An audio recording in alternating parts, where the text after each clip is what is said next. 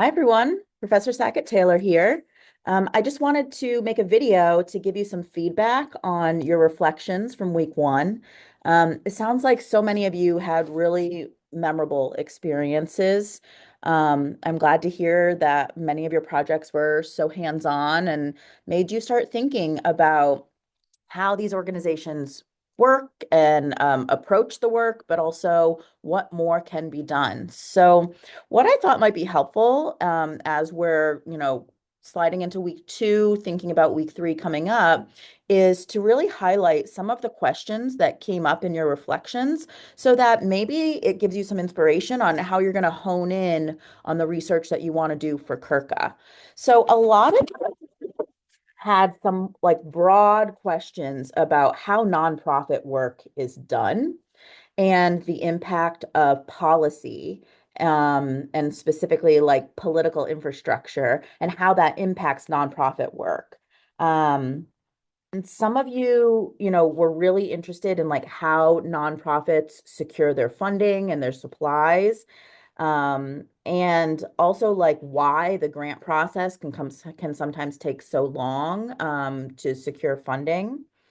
Many of you brought up the idea that, um, there has to be kind of a balance right now in our political landscape with how much these organizations are advocating for policy changes, but also just like this larger question of how do we continue to push for doing work that is based in equity, right? Inclusion, equity, belonging, helping those who are most vulnerable. A lot of those programs are under attack right now in our current political landscape. And so many of you are wondering, like, how do we continue to support this kind of work? Who needs to be involved? How do we get more community buy-in? Um, some of you had like more specific questions, really. So honing in on really good research questions so that you could better understand processes. So thinking about, for example, how do you balance using inexperienced volunteers to deliver your programming versus hiring on full-time or part-time staff who have expertise in the area that the organization is located in? Um, some of you really wanted to know more about long-term outcomes. So, like, how do basic needs and meeting basic needs impact long-term health outcomes? Um, some of you wanted to know more about specific stances on initiatives like the Housing First initiative. How could we make these programmings even more accessible to low-income families? How does the bidding process work for Habitat when they're acquiring land for their builds? And a lot of you are just asking, like, are these outcomes tracked over time? How do these experiences early on, or when community members, whether they be children or adults, interact with these organizations, how does it impact future outcomes, whether that's health, education, employment, economic standing? And a lot of you wanted to know more about like how people get qualified or chosen to participate in these programs. And a lot of you had some questions about like history. How did these vulnerable populations end up in Holyoke and Springfield? What have been some of the issues that they've been experiencing historically over time in these spaces as we've evolved into the 19th, 20th, and 21st century? And what other community partnerships are working on these same issues, housing insecurity, education, nutrition, things that are meeting basic needs. So these are all really, really good questions. And so what I want you doing this week as you're working on your positionality statement is like start thinking about honing in on some of these questions that arose for you. What do you want to focus on? And then as you're narrowing your focus, what is your part in that?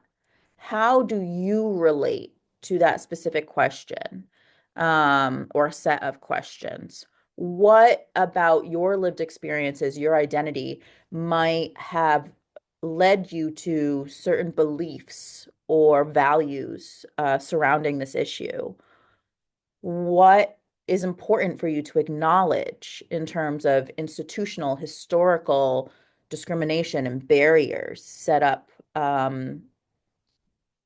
through policy, through lack of policy. Um, how does your position in society inform the way you relate to these communities? Things like that. So I think we can do both this week. We can be working on positionality, understanding our place in the research, and also honing in on some of these questions. What do you most want to get out of this semester? What do you want to learn? And so I just want to be really clear that you're not, this is a 6 week, 7 week class. You're not doing a research project start to finish. If anything, really what you're doing is you're going to try to figure out what is already known in this area, what research already exists, and where are the gaps? Where is there information missing or a question that hasn't been answered? And then you're really just proposing to the community, this is something we need to look at. Maybe we could do it this way. Maybe we approach it using these methods. Maybe these are questions we need to be asking. I'm not asking you to find the solutions. I'm not asking you to collect data and analyze it. That's not within the scope of what we're doing in this class. Really, what we want to be doing is asking questions, finding the gap, figuring out where information is missing, and letting people know about these communities, about the issues they face, and why we should care to try to answer these questions. Um, so that's where you're going with it. So if you need support, if you need help kind of thinking through, parsing through these ideas this week, just reach out. I'm available by email. I'm also in Parenzo 142 if you can find me between meetings. Um, but I really look forward to seeing how this evolves for you. I'm so, so grateful to all of you for sharing those reflections with me. Thank you for your honesty. Thank you for your curiosity.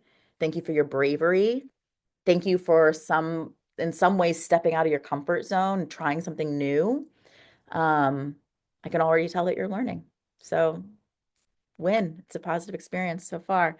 Um, all right, so that's kind of my feedback for the week. Reach out if you need anything. We'll talk soon.